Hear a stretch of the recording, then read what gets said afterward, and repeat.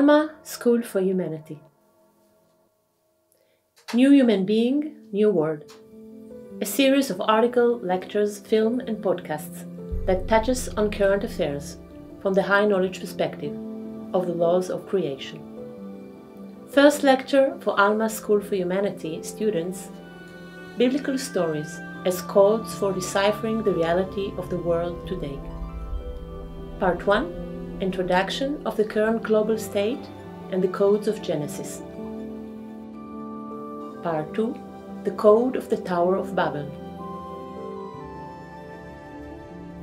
Part 3: The Codes of Sodom and Gomorrah. Part 4: The Codes of Exodus and Summary. Welcome to the first lecture in the series A New Human Being, A New World by Alma School for Humanity. Hi, I'm Hagit Rabbi and I'm speaking to you from the land of Israel.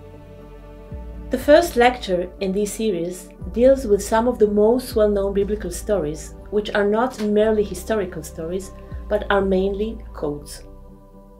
Code means a pattern or a key to understanding the life of the individual, the nation, and the whole of humanity.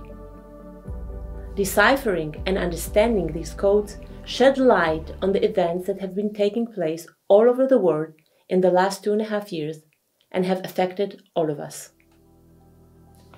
The COVID-19 virus, and it doesn't matter at the moment who is responsible for its appearance, changed the global reality and also divided humanity into 3 main groups, comprising of 3 levels of spiritual consciousness. The first group, and the largest of all, is of the sleepers. The sleepers believe that the world before COVID was normal and want to return to this normalcy as soon as possible. They are the ones who happily light up for the vaccines and even thank science and Big Pharma for allowing them to return to their daily routine. In terms of spiritual consciousness, these are people who are almost on the verge of death, and waking them up from their deep slumber is not an easy task, because the state of the world and the state of humanity is not at all normal, and nothing is going to return to what it was. The second group is the awakened. These people who are spread all over the world have realized that actually COVID has succeeded in testing positive everyone who is plagued with serious corruption, the governments of the world and the elites.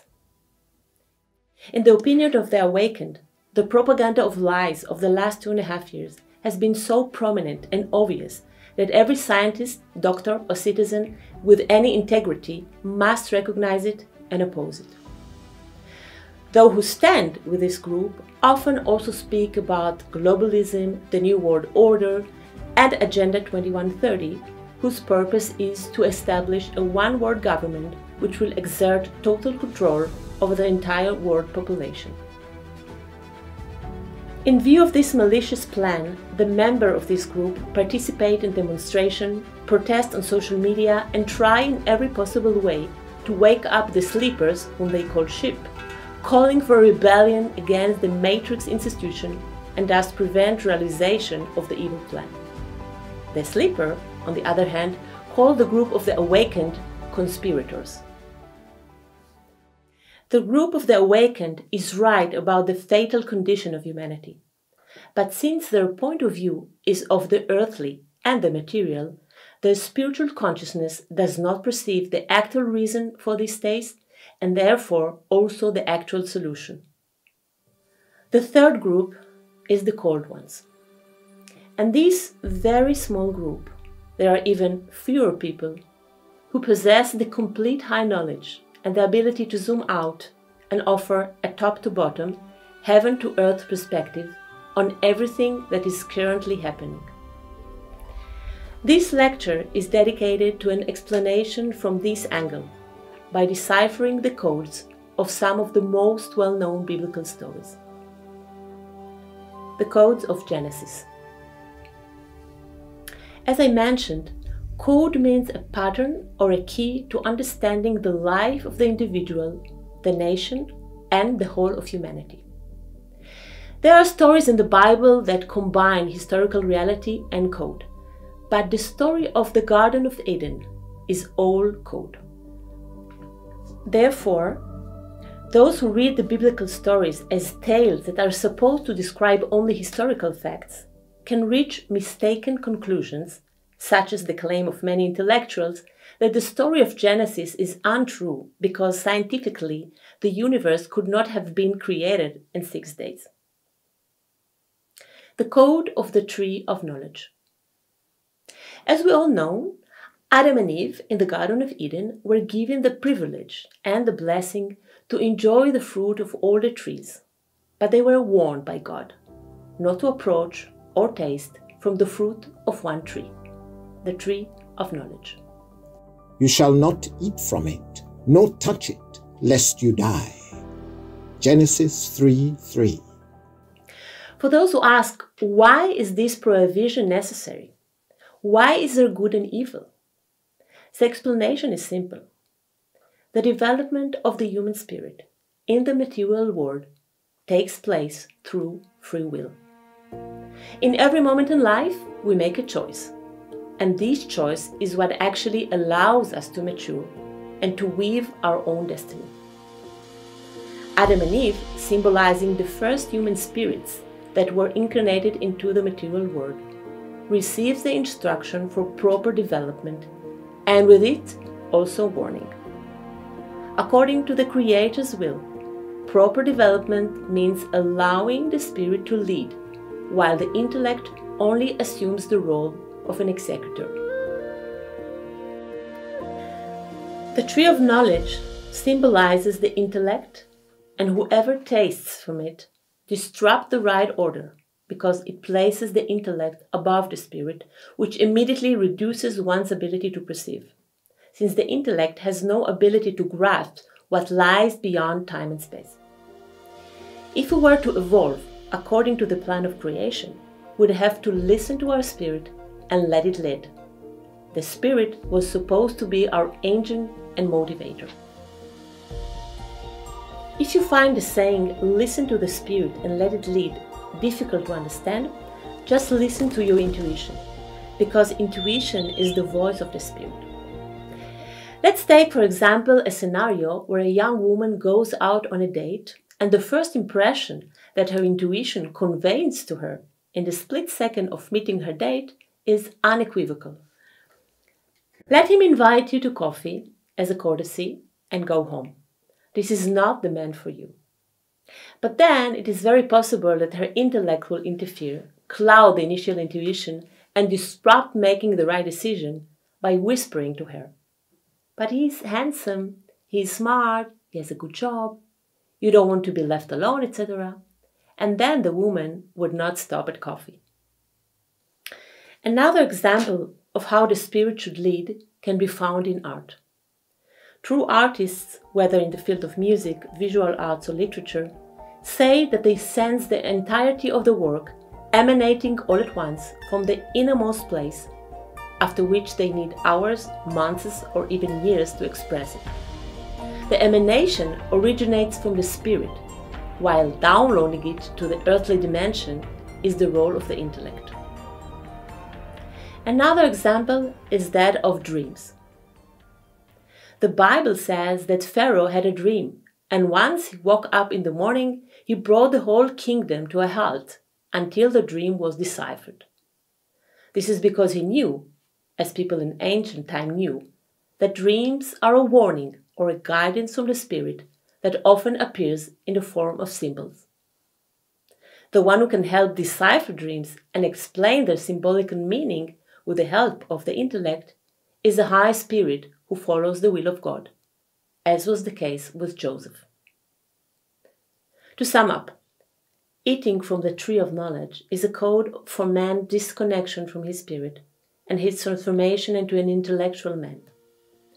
According to this explanation, being an intellectual is not a compliment, but rather somewhat of a disability, since because of it, we can no longer grasp the true meaning of our life.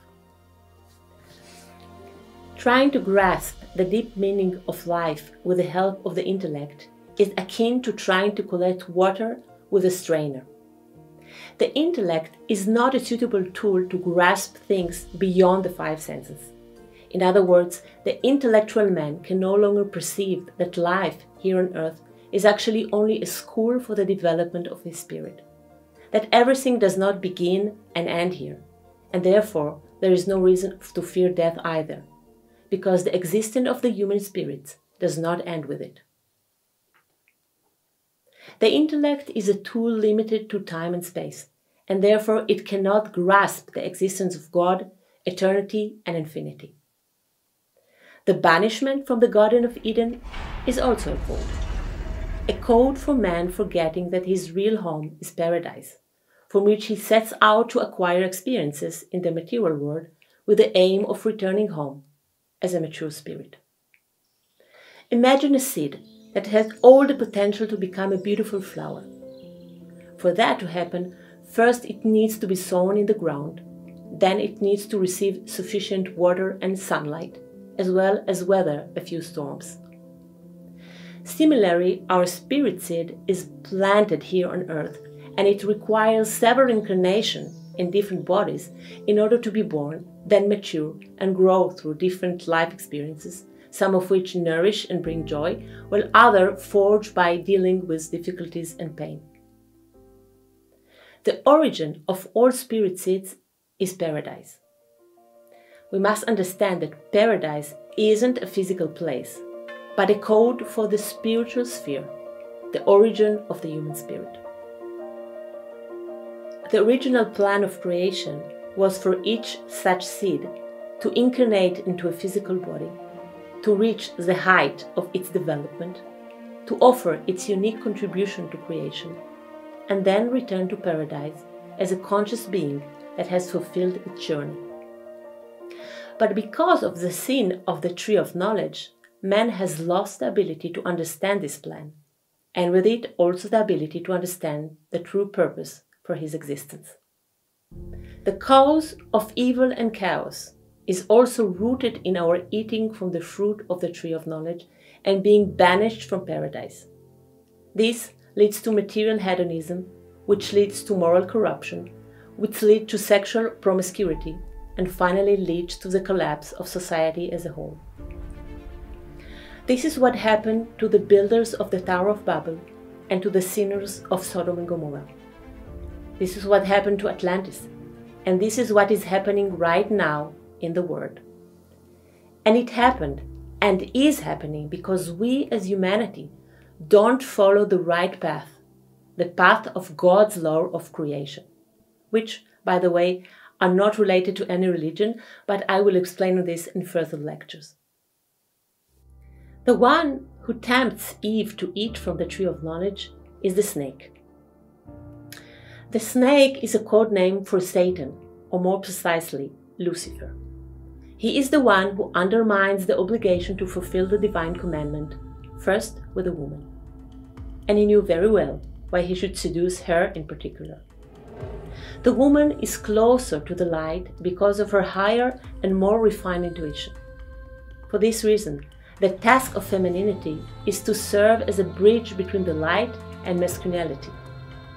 That's why the snake knew that if he succeeded in the fall of woman, everything else would fall by itself. If we go back to our times, we can differentiate between people who surrendered to Lucifer out of fear and those who fight against his plan out of anger.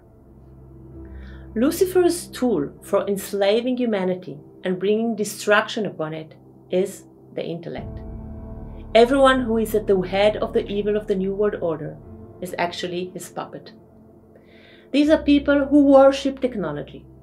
They were able to develop chip and nanochip technology, digital tracking, virus engineering technology, and of course, upgraded vaccines. Their vision is an engineered human being, a cyborg, who sits in front of the computer all day and consumes genetically engineered food. A person who has artificial intelligence instead of wisdom of the heart. The Ministry of Health serves the big pharma companies and not public health. The education system is a suffocating system. It's not because of a lack of good people in the system, but rather that these are people who don't have sufficient power to resist the suffocation of the soul of the children who are sent to the school with the purpose of turning them into obedient citizens. They also lack the awareness and the ability to initiate the children to the meaning of life and their unique role in the world. The economic system is a system of slavery and servitude under the guise of a free market economy and a number of credit cards that give the illusion you can buy whatever you want. Politics and politicians all over the world, right and left wing, are corrupt.